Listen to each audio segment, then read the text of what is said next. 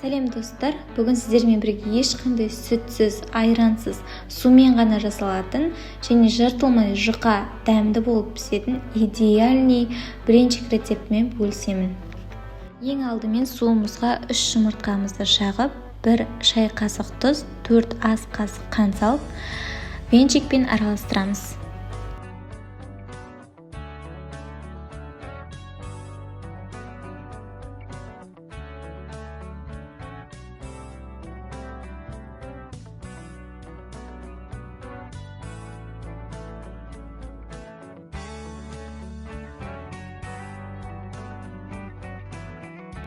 Содан соң ұнымызға 1 чай қасық разделителімізді қосып, массамызға салып араластырамыз.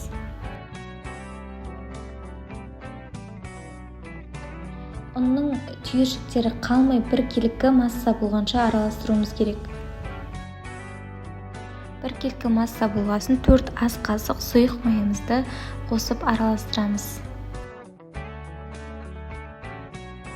Неге біздің массамыз дайын, осындай қою масса болу қажет. Енді табамызды қыздырамыз. Қызып тұрған табамызға кішкене май жағып, жақсылап қыздырамыз.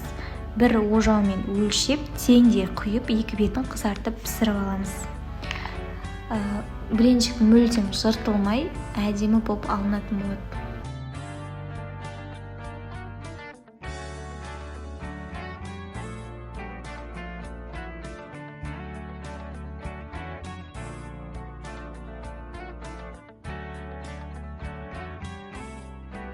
Неге біздің блинчиктеріміз дайын, осындай жұқа, әдемі, идеальный блинчиктер міндетті түрде жасап көріңіздер.